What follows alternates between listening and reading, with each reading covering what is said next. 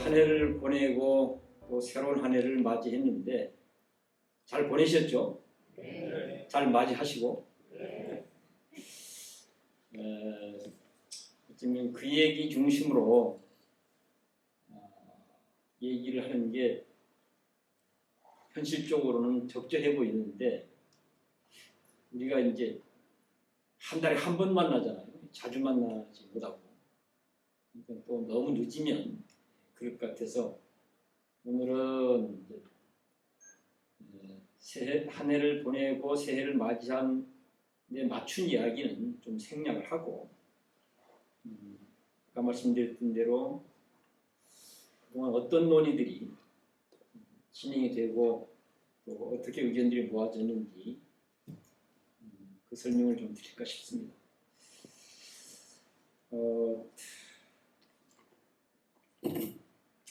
그래도 이제 이 추모의 글을 사실은 전 쓸 생각을 안 했어요. 그런 생각을 안 했었는데 하도 그걸 써야 된다고 또 식구들이 그래서 이제 조심스러운 마음으로 사실은 썼습니다. 어쩌면 지금 조실 스님이 돌아가시고 문중적으로 일단 좀 문중적으로 우리가 어떻게 할 것인가를 이제 논의하는 것과 또 그 속에서 제 역할이 어떤 것인지 어떤 역할을 해야 될지 이런 부분과 연결되는 것이 연결되고 있어서 그래서 이 추모의 글을 같이 한번 음미하면서 얘기를 해볼까 합니다. 응무소주 이생기심 금강경에 나오는 거 다 아시죠? 어떻게 보면 금강경에서 우리에게 말하고자 하는 전달하고자 하는 내용을 한마디로 뽑으라면 응무소주 이생기심 더 나아가서는 84,000 법문 중에서 부처님이 뜻한 불교를 잘 드러낼 수 있는 핵심적인 내용 하나를 꼽으라면 응무소주 이생기심이라는 이제 내용이라고 할 수 있습니다. 그런데 한문으로 되어 있다 보니까 그것을 우리 언어로 누구나 이해할 수 있는 우리 언어로 해석하고 설명하는 게 쉽지가 않습니다. 우리는 금강경을 맨날 우리는 공부는 하지만 그런 부분이 제대로 해석되거나 제대로 설명되지 못하다 보니까 사실은 응무소주 이생기심의 정신과 사유방식을 생활화하기만 하면 그 사람의 삶은 당연히 대단히 괜찮은 삶이 실현될 수 있는 것이고 불자들이 그렇게 삶을 살고 그 정신에 맞게 활동만 하면 저는 불교 스스로도 매우 희망적이겠지만 사회적으로도 많은 국민들로부터 공감과 지지를 받기도 하고 또 많은 국민들이 불교에 대해서 대단하게 매력을 느끼기도 하고 그렇기 때문에 너도 나도 불교 공부해봐야 되겠다 마음을 내게 되기도 하거든요. 만약에 우리가 불교를 이렇게 해왔다면 정부나 사회도 불교를 이렇게 가볍게 생각하거나 함부로 대하거나 그런 일이 안 생기죠. 근데 결국 그런 것들이 잘 안 되다 보니까 최근의 현상으로는 뭐예요? 결과적으로는 승려대회도 해야 되고 이런 상황들이 생기는 거잖아요. 그런데 이제 저는 그것을 응무소주 이생기심이라고 하는 내용을 이제 우리말로 이제 완전히 풀어서 날마다 새로운 삶을 창조하다 이렇게 풀었습니다. 응무소주 이생기심을 날마다 새로운 삶을 창조하다. 그런데 이걸 옮기는 사람들이 삶이라는 글자를 이제 날로 읽어갖고 지금 자료에는 날마다 새로운 나를 창조하다 이렇게 되어 있습니다. 물론 별 관계는 없습니다. 삶을 창조한다고 하나 날마다 새로운 날이 되도록 만든다고 하나 뜻으로는 다 통하기 때문에 조실스님의 일생 삶을 한마디로 요약하면 응무소주 이생기심, 즉 날마다 새로운 삶을 창조하기 위해서 전력 투구하셨다라고 요약할 수 있다고 저는 보고 있습니다. 그분은 여러분들은 잘 모르실 거예요. 주로 종단적으로 대중적으로 알려지기는 우리 절집말로 하면 사판승, 권승 뭐 이런 표현이죠. 주로 이제 정치승, 행정승 이렇게들 다들 알려져 있기도 하고 그렇게 생각하기도 합니다. 그러니까 수행하는 스님으로서 평가가 이루어지지 않고 있는 거죠. 수행하는 스님으로서. 정치하는, 나쁘게 얘기하면 정치하는 중, 명예나 권력을 탐하는 중, 뭐 이런 식인 거죠. 그런데 그거는 이제 이미지가 그렇다는 얘기입니다. 제가 옆에서 한 55년 동안 관찰한 조실 스님의 삶은 그런 세상 사람들이 생각하는 그런 이미지와는 전혀 다른 내용이라고 저는 보고 있습니다. 전혀. 그것을 한마디로 요약하는 것이 날마다 새로운 삶을 창조하는 일생이었다라고 이제 표현을 했고 그 근거는 이제 금강경 응무소 이생기심이라고 하는 구절을 갖고 왔습니다. 뭐 짧은 시간에 이걸 다 설명할 수는 없는데 그분은 사실은 쉽게 얘기하면 강당에 가서 경전 공부를 열심히 하신 분도 아니고 선방에 가서 참선을 열심히 하는 분도 아니고 그렇다고 해서 포교를 위해서 그쪽에 전문가로서 그렇게 사신 분도 아니고 얼른 보면 그냥 정치하는 스님이었고 얼른 보면 행정하는 스님이었어요. 얼른 보면 그냥 명예를 탐하고 권력을 탐하는 그런 스님이 보이죠. 대충 보면. 그런데 내용을 잘 들여다보면 전혀 그렇지 않다고 저는 이제 보고 있습니다. 그런 마음, 그런 내용들을 저는 추모의 글에다 담아봤던 거죠. 한번 제가 읽어볼게요. 네. 기억은 안 나죠? 내용이. 마침내 이별의 자리에 섰습니다. 큰 슬픔이 가슴 가득 차오릅니다. 눈을 감고 고요한 침묵으로 떠올려 봅니다. 제 나이 17살이었습니다. 정월보름 해제날이었습니다. 어머님의 안내를 받고 스님께 큰 절을 올렸습니다. 그렇게 스님과의 인연이 시작되었습니다. 그리고 55년이 흘렀습니다. 이제 더는 함께 할 수 없는 이별의 갈림길입니다. 말 그대로 백척간두의 순간입니다. 제가 어떻게 알겠습니까? 스님의 본뜻을. 제가 무슨 재주로 설명하겠습니까? 스님의 삶을. 그럼에도 불구하고 해야 한다고 합니다. 어젯밤 밤을 꼬박 세웠습니다. 진솔하게 제 소견으로 보고 듣고 생각한 것들을 풀어내었습니다. 스님에 대한 제 생각이고 제 이야기입니다. 철염상정, 더러움에 물들지 않는 연꽃처럼 살기, 아침 해처럼 처음 떠오르는 스님의 말씀입니다. 지금 여기 구정물이 가득한 연못 현장에서도 언제나 오염되지 않고 청정한 연꽃처럼 삶을 가꾸리. 스님은 인격이 끊긴 깊고 조용하고 신성한 곳을 찾지 않았습니다. 언제나 당신이 두 발을 딛고 선 현장에 온몸으로 오롯하게 계셨습니다. 그곳에서 순간순간 오염되지 않는 한 걸음, 맑고 깨끗한 한 걸음을 내디디고 또 내디뎠습니다. 천지여와 동근 만물여와 일체, 온 우주가 나와 더불어 한 뿌리요 만물이 나와 더불어 한 몸이네.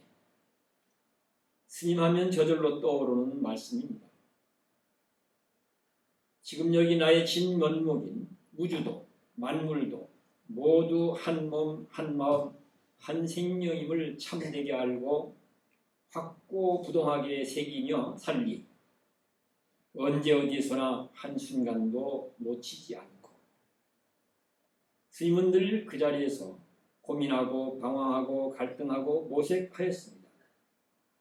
그리고 빗물이 냇물되고 강물되고 바닷물 향해 흐르고 흘렀습니다. 마지막 순간까지.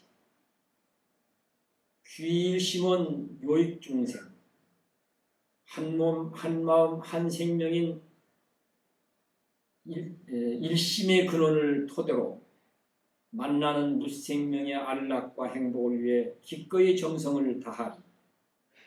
언제 어디에서나 한순간도 망각하지 않고. 스님은 늘 스스로 묻고 스스로 답을 찾으려고 앉기도 하고 걷기도 하고 만나기도 하고 대화하기도 했습니다. 때론 경전을 펼치기도 하고 때론 신문 방송을 보기도 하고 반짝이는 눈빛으로 묻고 또 물었습니다. 그 걸음걸음들이 모이고 모여 고풍스러운 마을의 느티나무처럼 싱그러운 삶으로 펼쳐졌습니다.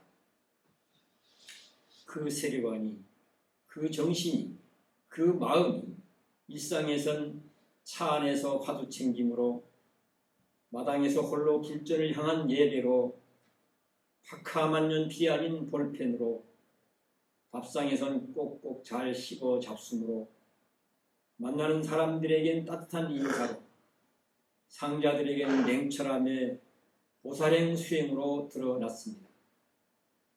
그 세계관이, 그 정신이, 그 마음이 금산사에선 전북불교의 변화와 발전으로, 중단에선 정화불사와 개혁불사로, 깨달음의 사회화불사, 정화불사와 정화불사로 개혁불사로 깨달음의 사회화불사를 추진하는 보살행 수행으로 나타났습니다.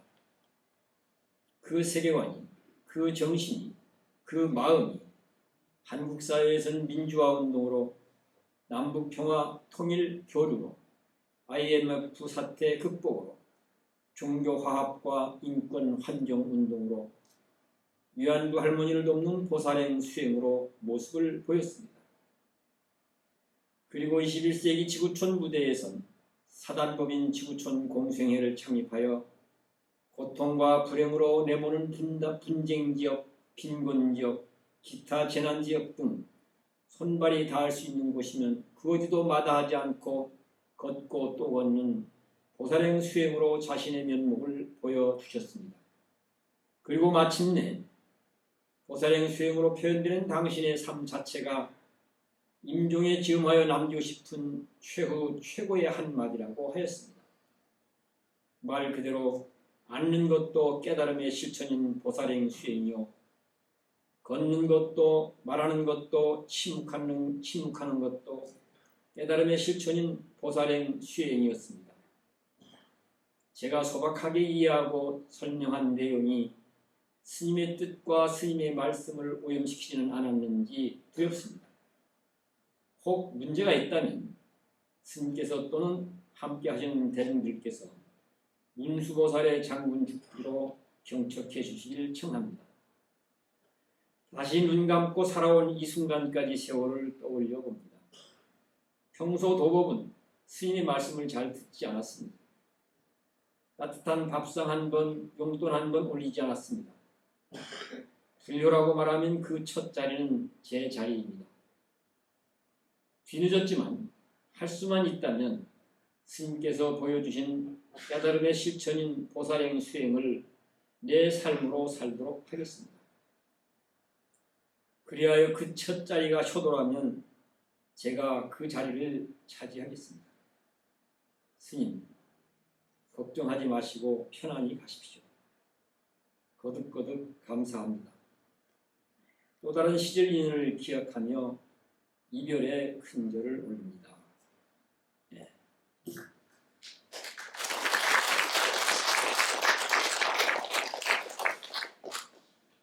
오늘 제가 이 자료를 갖고 이 얘기를 시작하는 이유는 마지막 다시 눈 감고 살아온 이 순간까지의 세월을 떠올려 봅니다. 평소도 스님의 말씀을 잘 듣지 않았습니다. 낯선 밥상 한 번, 용돈 한 번 울리지 않았습니다. 불효라고 말하면 그 첫 자리는 제 자리입니다. 귀히 늦었지만 할 수만 있다면 스님께서 보여주신 깨달음의 실천인 보살행 수행을 내 삶으로 살도록 하겠습니다. 그리하여 그 첫 자리가 효도라면 제가 그 자리를 차지하겠습니다. 이 내용 때문입니다. 이 내용 때문에. 저도 스님이 가시는 길에 제 나름대로 정리한 내용인데, 우리 빈말이 되지 않고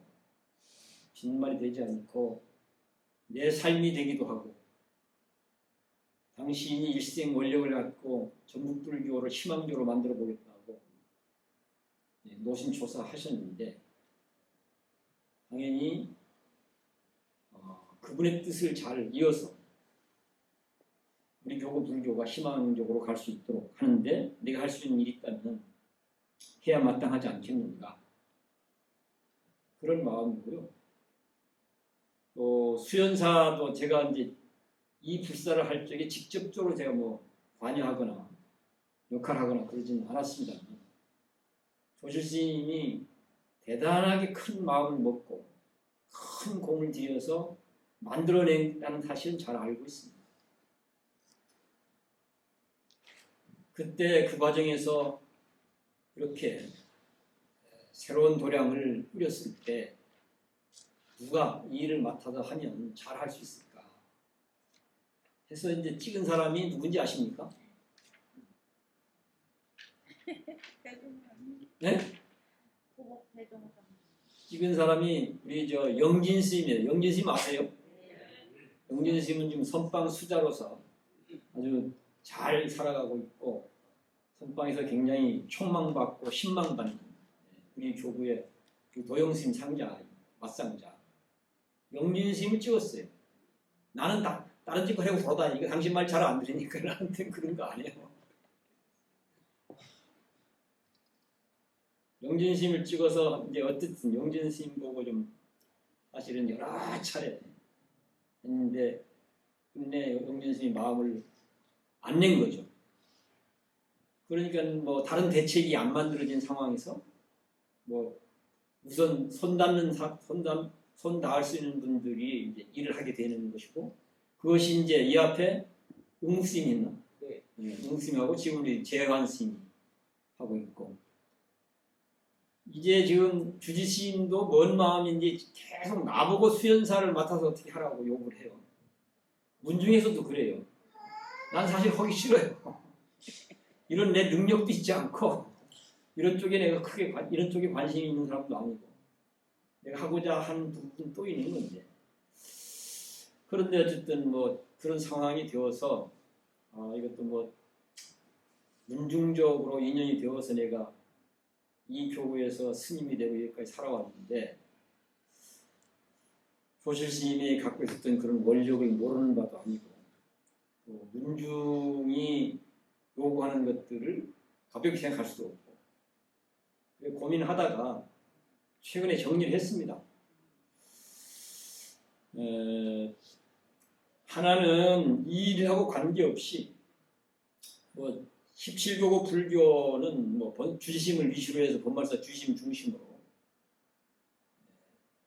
필요한 정치가 있으면 정치도 하고, 행정도 해야 되면 행정도 하는 것은 그냥 그대로 흘러가게 하는데, 나는 어릴 때부터 스님으로부터 전북 불교가 약세다, 약세. 교세가 약해서 늘 걱정이다. 이게 전북 불교를 좀 활발하게 발전시켜야 된다. 늘 그 얘기를 거의 뭐 입에 달고 사셨어요. 그래서 그런 부분이 나한테는 상당히 부채감이 있습니다. 부채감. 그래서 이제 장례 치르는 과정에서 이런저런 많은 생각을 하면서 내가 할 수 있다고 한다면 전북불교를 뭔가 희망적인 불교가 될 수 있도록, 전북불교 미래가 희망적인 불교가 될 수 있도록 이 일은 훨씬 더 근본적이고 좀 더 지속적이고 장기적인 사실은 접근을 해야 되는 일이거든요. 그 일 같으면 내가 한번 어쨌든 마음을 내서 해봐야 되겠다. 이런 생각을 먹고 문중 식구들한테 제안을 했어요. 난 다른 것은 관심이 없다.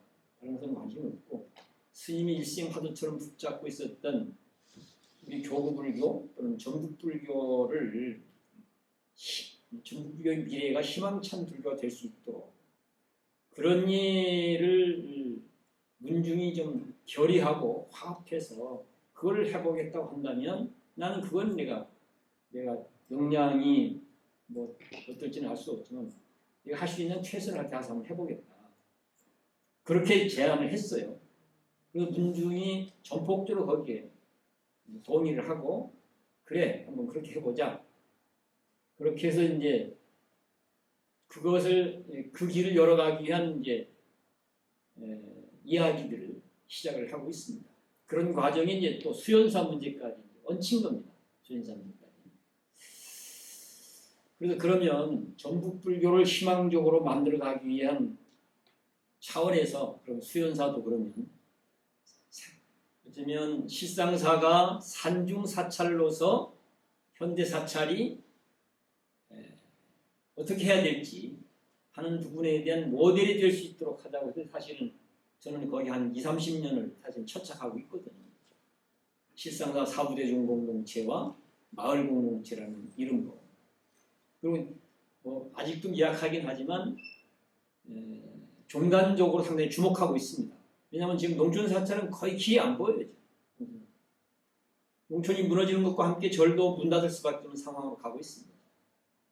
그런데 실상사 그래도 그런 작업들을 계속 실험해왔기 때문에 거기서 뭔가 우리가 희망적인 모델이 나오지 않겠는가라고 하는 이제 기대를 갖고 있거든요.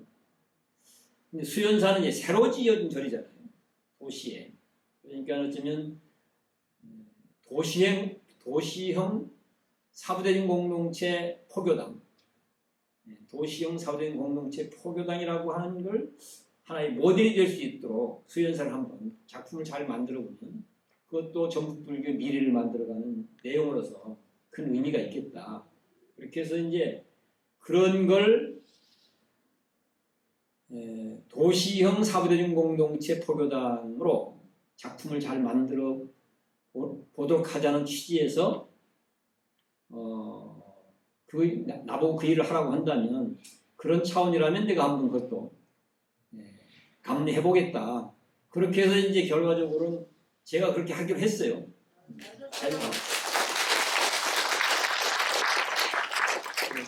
어떤 결과적으로 내용들이 어떻게 만들어질지는 알 수가 없고요. 아까 말씀 이제 조실스님 얘기 한 가지만 조금 더 언급하고 다른 얘기를 좀 할까 싶은데요. 조실스님은 그래서 아까 말씀하신 대로 주로 이제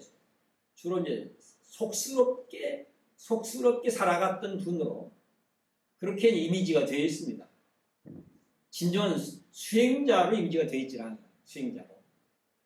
그런데 제가 볼 때는 내용적으로는 일반적으로 생각하는 수행자 상하고는 다릅니다. 굳이 이분의 일생을 요약한다면 보살행 수행자로서 일생입니다. 보살행 수행자로서.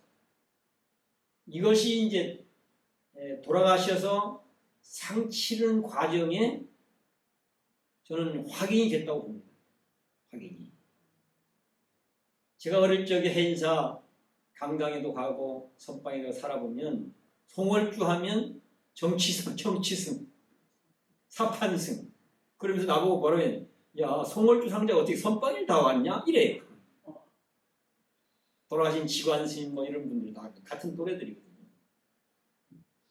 송월주 상자가 어떻게 선방에 다 오냐? 이렇게 그런 행태였어요. 그런데 이번 장례 때 보니까 어쨌든 불교계 안쪽도 그렇고 또 불교계 바깥 사회적으로도 그렇고 보살행 수행자로서 송월주 스님이야말로 진정한 의미에서 보살행 수행자였다라고 하는 것들이 증명이 된 거예요. 그 증명은 어디서 나타나는가? 내용적으로 보면 선방에 있는 수자들이 가장 그 부분에 대해서 민감하거든요. 선방에. 근데 스님 초상 치르는 과정에서 보니까 전국의 선방 스님들이 거의 다 왔어요. 거의. 사판승이라고 다 뒷말들이 많았던 스님임에도 불구하고 막상 알고 보니까 이분이 정말로 진정한 의미에서 보살행 수행자구나. 이걸 동의한 거예요. 인정한 거예요. 그러니까 다 와서 추모를 한 겁니다. 역대 우리 종단에 중요한 분들이 돌아가셔서 상을 치른다 하더라도 대통령이 직접 오거나 종경스님이 직접 오거나 그러지 않았습니다. 근데 이번에 대통령도 또 종경스님이 직접 오셨습니다. 그러니까 이렇게 해서 불교계 내부와 불교계 밖 전반적으로 명실상부한 국가의 원로 또는 국가의 지도자 또는 국가의 시대의 어떤 스승으로서 평가를 한 셈이죠. 그런데 우리는 너무 이런 걸 잘 모르고 있습니다. 그래서 이제 평소는 그렇게 안 좋은 이미지로만 하는 회자가 됐었는데 내용으로 보면 진정한 의미에서 보살행 수행자였다라고 하는 것을 어쩌면 자타가 공인하는 그런 과정이 됐던 것이죠. 이런 부분에 대해서 우리가 좀 우리 지역에 계셨던 어르신에 대한 올바른 평가, 올바른 관점과 평가를 우리 스스로가 먼저 잘 해야 됩니다. 우리 스스로가. 그 떠도는 얘기 휘두르지 말고 그럴 필요가 있어서 제가 이제 그런 말씀을 좀 드렸던 것입니다.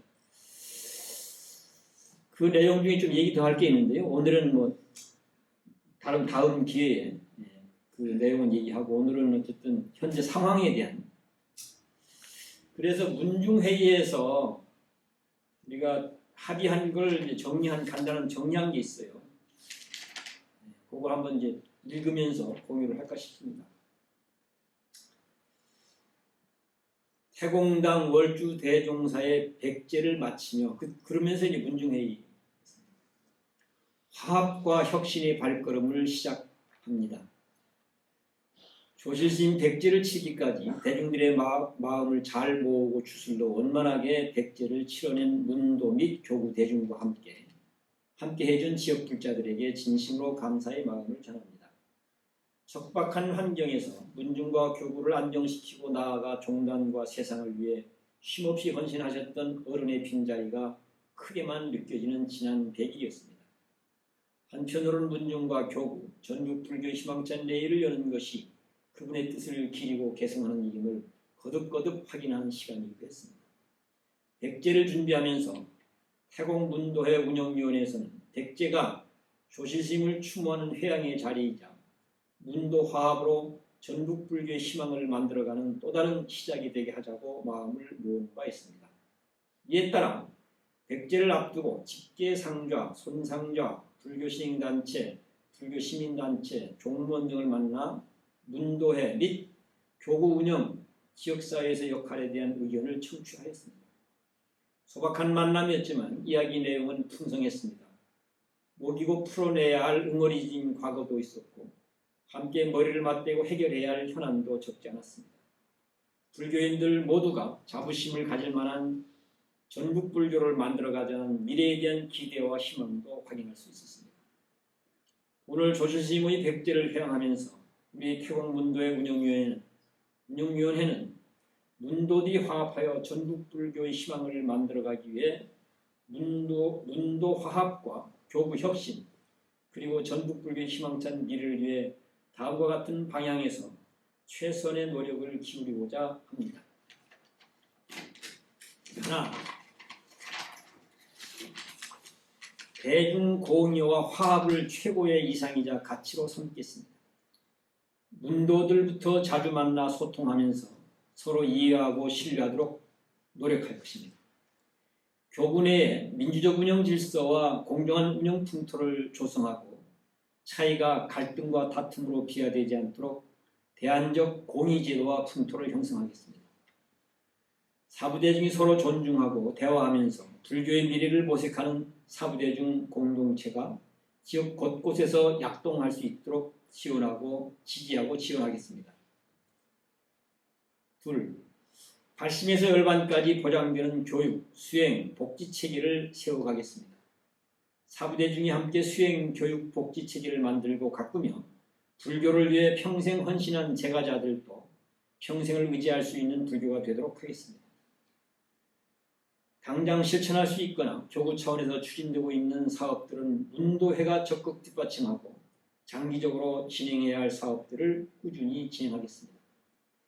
불교 수행자로 사는 것이 자랑스러운 불교로 가꾸어 불교인들은 자부심을 느끼고 시민들은 전국 불교를 부러워하는 불교가 되도록 가꾸겠습니다. 셋, 전국 불교 희망 비전을 만들겠습니다. 침체되어 있는 지역 불교를 활성화해야 한다는 사부대중의 간절한 바람을 담아 미래 전국 불교 청사진을 함께 만들어갈 것입니다. 이를 위해 크고 작은 야단법석, 순례, 대화 모임 등을 지속적으로 가지겠습니다. 지역 불교의 역량을 잘 결집하고 한국 불교의 변화를 염원하는 출제가 및 불교 시민 역량이 모일 수 있도록 전국 불교 100년 대계 정책 기획단을 운영하겠습니다. 넷, 불교와 한국 사회를 향도할 새로운 불교 운동을 전국에서 시작하겠습니다. 기후위기, 문명의 전환기를 맞아 불교의 사회적 역할을 적극적으로 모색하고 지역 불교계의 공통 실천 과제들을 발굴하여 활력을 불어넣겠습니다. 조질 스님이 주창하셨던 깨달음의 사회화 운동이 불교 현대화의 새 지평을 열었듯이 세상의 아픔을 함께 나눔으로써 지역사회의 희망이 되고 지역 불자들이 자부심을 느낄 수 있는 전국 불교로 거듭나겠습니다. 뒤에도 좀 있는데요. 큰 가닥은 이런 방향과 기조로 해보겠다고 의견들을 모았습니다. 여기서 제시되어 이제 몇 가지 단락은 쉽게 얘기하면 대한민국은 민주공화국이다 그러잖아요. 헌법 1조가. 그러니까 이게 중요한 거예요. 대한민국은 민주공화국이다라고 하는 대한민국은 이런 방향과 이런 기조의 내용으로 대한민국을 만들어가겠다라고 하는 선언이거든요. 거기에 맞춰서 이제 내용들을 다 만들어가는 거예요. 오늘 이 문도가 합의한 내용도 그런 내용들입니다. 거기에 이제 구체적인 계속 만들어 가야 돼요. 어때서 이렇게 마음을 잘 모았는데 잘했다고 생각 안 되세요?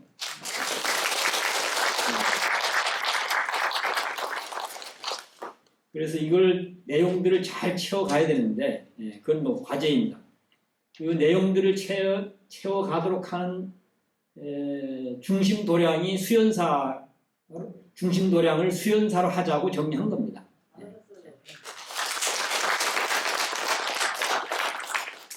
그리고 이제 또 한 가지 좀 정리된 거 말씀을 드리면 시간이 너무 괜찮아요? 어쨌든 우리가 살아보면 함께하는 사람들이 화합하지 아니하면 뭐 하나 제대로 되는 일이 없어요. 힘만 들기도 하고 자칫 잘못하면 서로 상처만 주고받기도 하게 돼요. 이렇게 막 뒤엉켜 삶의 무게가 커져버리고 그러잖아요. 그래서 이게 화합이라고 하는 것을 부처님은 대단히 중요하게 강조하셨습니다. 그걸 어디서 확인할 수 있냐면 사람이 해서는 안 될 짓거리를 하는 걸 우리는 오역죄라고 얘기하는 거예요. 오역죄. 그렇죠? 쉽게 얘기하면 부모를 죽이는 거 이런 거예요. 그건 용서할 수 없는 일인 거잖아요. 용납할 수 없는 일. 그 오욕조의 중에 하나가 뭐냐면 화합을 깨트리는 거예요. 화합을 깨트리는 것을 가장 큰 죄 중에 하나로 딱 못 박아놨어요. 어쩌면 불교인들의 모임과 활동, 생활과 활동을 하고 있는데 그 불교인들이 화합하지 않고 하고 있다고 한다면 그건 불교 수행을 제대로 하는 사람들이 아니라는 얘기가 되고 말아버리는 거예요. 스님들끼리만 모여서도 그래도 마찬가지인 것이고 사부들이 함께 해도 그건 마찬가지입니다. 그래서 화합이 이루어지지 않는 불교인들의 생활과 활동, 그건 깊이 우리가 성찰하고 깊이 반성해서 화합이 이루어지는 생활과 활동이 될 수 있도록 하는데 그러니까 진력해야만 바람직한 불교 수행자라고 할 수 있다. 그래서 이제 어쨌든 첫 전제가 우리가 화합은 내용을 들여다보면 크게는 문중적 화합이 필요한 것이고 교구적 화합이 필요한 것이고 사부적인 화합이 필요한 것이고 좀 더 구체로 들여다보면 문중이라는 이름 안에 보면 조실스님의 직계상자 사이에 위아래 여기도 불화의 요인들이 많이 있어요. 또 직계상자와 손상자 간 사이에도 불화의 요인들이 많아요. 이런 부분을 잘 풀어내고 녹여내어서 우리가 화합하도록 해야만 전북불교를 희망적으로 만들어가는 그런 힘이 나올 수 있다는 거예요. 그래서 이 작업부터 우리 해야 된다고 하는 게 이제 저희들이 의견을 모은 첫 번째 기조입니다. 그런 것들이. 그래서 그러려면 이 이제 수연사를 우리가 이제 정말로 제 능력으로 수연사의 미래를 희망적인 수연사가 되도록 만들어낸 게 아니라 바로 문중 식구들, 교우 식구들 또는 여기 지금 신도 연합법회라고 있어요. 오늘. 네. 전북불교 신도 대표들이잖아요. 여기 계신. 그렇죠. 그런 셈이죠. 대답이 없네. 어쨌든 여기 이제 우리 제가 대중들 다 같이 뭔가 이게 함께 희망찬 수연사를 만들어내도록 그렇게 해야 이제 사실은 가장 바람직하게 조실신 뜻을 잘 계승하는 일이다 이렇게 얘기할 수가 있다는 얘기입니다. 제 능력 갖고 될 수 있는 일은 아니고요. 이런 부분을 현실이 되도록 만들려면 몇 가지 우리가 좀 우리 스스로를 냉정하게 좀 짚어볼 게 있어요. 그것만 얘기하고 정리하겠습니다. 얼른 생각할 때 주지스님은 그 절의 대장이다. 맞습니까? 안 맞습니까? 맞습니다. 총무원장은 조기종단의 대장이다. 맞습니까? 안 맞습니까? 맞습니다. 본사 주지스님은 17교구 불교의 대장이다. 맞습니까? 다 동의하세요? 진짜요? 이게 이렇게 되면 안 돼요, 이게. 그런데 이렇게 되고 있어요. 이게 문제인 거예요. 이거는 스님들에게도 큰 책임이 있고 제가 볼 자들도 같은 책임이 있고 그래요. 다만 선후와 경중을 따지자면 스님한테는 더 있는 거죠. 그러면 부처님은 어땠을까요? 부처님은 불교 집안의 대장이다. 맞습니까? 당연히 맞다고 생각하죠. 주지시 대장이다. 교구장이 대장이다. 총무원장이 대장이다. 당연히 불교의 대장은 부처님 이렇게 되죠. 근데 부처님은 그걸 거절하셨습니다. 그거는 당시에 부처님하고 같이 살았던 제바다따라고 하는 문제의 거물이 있었어요. 부처님하고 버금버금 그 영향력을 갖고 있는. 그래서 제바다따가 부처님 말년에 이제 스님 너무 연로하셔서 이제는 대장 노릇하기에는 많은 문제가 있습니다. 그러니까 그 자리를 나한테 좀 넘겨주시오 하고 요청합니다. 그때 부처님이 뭐라고 했을까요? 야, 네가 생각하는 것처럼 난 불교계 대장 아니야. 한 번도 그런 생각해 본 적도 없고 한 번도 그런 관점에서 역할을 해본 적이 없다. 나는 불교 대중들의 한 멤버, 한 구성원이고 그리고 좋은 도반이고 거기다 좀 더 붙으다면 불교를 내가 제일 먼저 내가 했으니까 뭐 스승 선생님이고 구성원 중에 한 사람이요, 구성원들의 좋은 친구요, 구성원들의 그냥 좋은 선생인 것이지 대장 아니다. 그러니까 당연히 후계자를 정하지 않는다. 후계자를 정하지 않는다 했어. 만약에 본인이 생각하고 요구하는 것처럼 그렇게 한다면 자네보다 더 훌륭한 사리불도 있고 목걸련도 있는데 후계자를 정하면 사리불이나 목걸련을 정하지 왜 너 욕심덩어리 너한테는 이렇게 후계자 자리를 주겠냐. 그러니까 아예 이 불교 집단은 그런 건 없다. 모두가 도반들이다. 모두가 함께 할 도반들이다. 모두가 함께 배우면서 향상해야 될 스승과 제자입니다. 이게 기본 입장이에요. 대장의 사고방식은 불교에는 없습니다. 대장의 사고방식. 그런데 우리는 너무나 이걸 당연한 것을 너무 이런 것들이 부처님이 뜻한 불교와는 정 반대로 가게 만드는 요인들로 작용하고 있는 거예요. 그 다음에 말년에 돌아가실 무렵에 부처님 비서실장이 누구예요? 안한존자죠.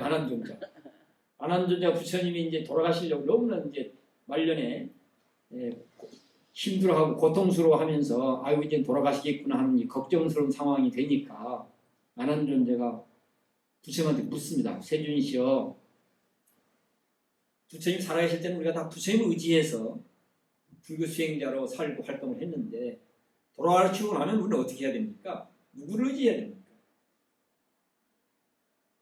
당연히 당신이 대장이면 후계자를 정해서 그 후계자를 의지해야 돼 이렇게 해야 맞잖아요. 그렇죠? 근데 당신이 대장이 아니었다. 나는 그냥 한 멤버다. 좋은 친구고 굳이 얘기하면 좋은 선생이고 좋은 제자 이런 정도이지 권력 구조가 아니다. 권력 구조. 도대체 뭐라고 답했을까요? 그럼 네? 우리 어떻게 해야 돼요? 누구를 의지하고 해야 됩니까? 그러니까 교법과 계율이 여러분들의 의지처다 이렇게 얘기하고 있습니다.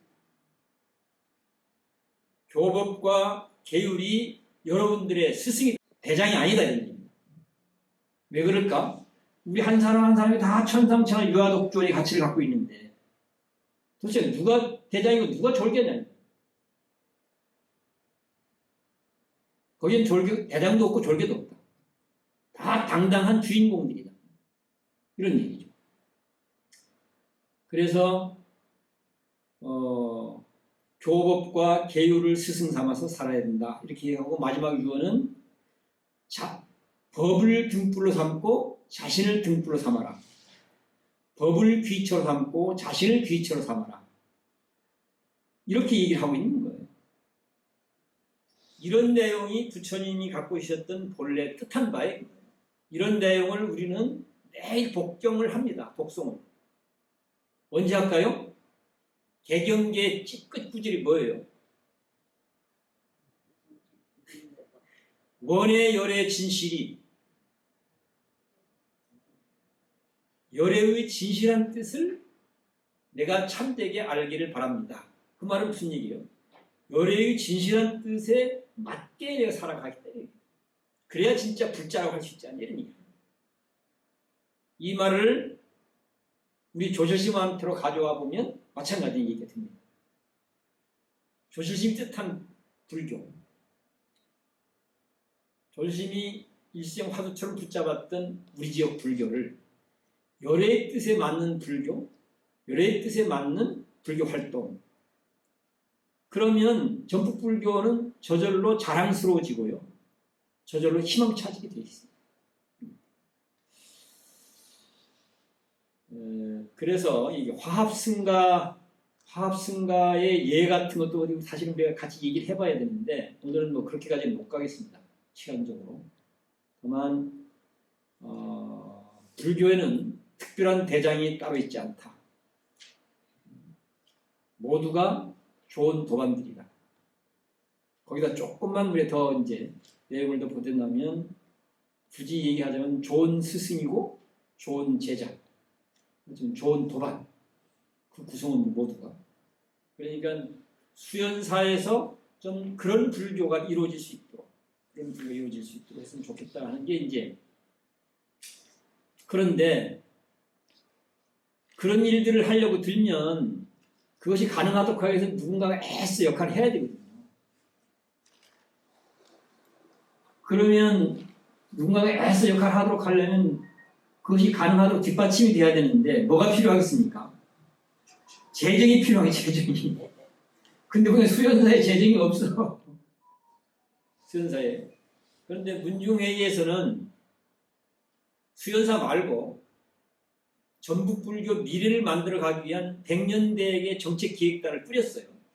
이 사람들이 활동할 수 있도록 1년간 하려면 최소한 1억 5천 정도는 재정이 뒷받침돼야 되겠다.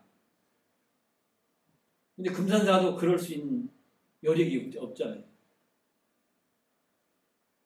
근데 뭐 훌륭한 뜻으로 좋은 일을 하라고는 하는데 일할 수 있는 재정이 없다. 그럼 공룡불이잖아요. 수연사가 좀 역력하면 좋겠는데 당장은 그건 거의 불가능한 상황입니다. 장기적으로는 우리가 잘해서 그런 문제까지도 해결할 수 있도록 해야 되겠죠. 장기적으로는. 그래서 1억 5천은 어쨌든 조실스님이 오랫동안 주석하셨던 영화사에서 100년대계 활동을 위한 재정을 영화사에서 지원하는 걸로 그렇게 확정을 했습니다. 이것도 박수를 쳐줘야 될 것 같아요. 영화사가 참 고맙잖아요. 우리 기호 불기를 위해서 해주니까. 오늘 얘기 들어보니까 어떻습니까? 조실스님 뜻을 이어서 우리가 미래를 어떻게 할 것인가 하는 걸 대충 이렇게 이제 정리해왔는데 그럴듯 하신가요? 한번 해보면 하겠습니다.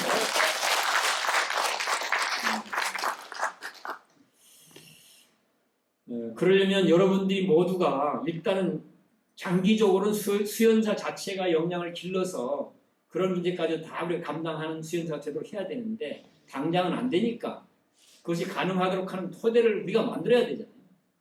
그러려면 뭘 해야 될까? 여러분들이 다 화주보살이 되어야 됩니다. 화주보살. 시주자와 화주자 구분이 안 되죠. 시주자는 돈 내는 사람이고요. 쉽게 얘기하면 화주자는 뭐 하는 사람일까요? 누군가로 하여금 돈을 내도록 권유하고 잘 안내해주는 역할을 하는 화주보살이에요. 여기 돈 많이 이렇게 하신 분이 계시면 큰 시주자 역할 해주시면 좋겠습니다. 돈 많은 분들은 좀 평소 둘째 10,000원 넣던 것도 한 10만 원씩 놓고 또 뭐예요? 여기 있네. 인등도 다른 사람 10,000원 내면 한 10만 원씩 내고 돈 많으신 분들은 좀 그렇게 좀 해주시고 혹시 돈은 없지만 불교를 잘 해보고자 하고 하는 그런 원력들은 계신 거잖아요. 거기는 인연 있는 사람들에게 권유하는 겁니다. 권유. 십시일반으로 우리 좀 이렇게 인등도 좀 켜기도 하고 등등등등 해서 그래서 수연사에서 영화사 신세 안 지고도 우리 미래를 만들어갈 수 있는 그런 재정적인 뒷받침이 가능한 수연사가 될 수 있도록 좀 이렇게 이제 모두가 화주보살의 역할을 해주십사 하는 마음을 말씀을 드리는 것으로 오늘 얘기를 정리합시다. 미래불교는 누구 손에 있다? 우리 손에 그러니까 여러분들 자신의 손에 있습니다. 그리고 그 현실이 될 수 있는 출발점은 일단은 화두보살 역할들을 적극적으로 좀 해주시라. 그래 우리가 올 한해 전북불교의 희망의 어떤 토대를 쌓는 그런 한 해가 될 수 있도록 모두 보살의 마음으로 함께 해주시기를 부탁드리면서 제 얘기를 정리하겠습니다. 고맙습니다.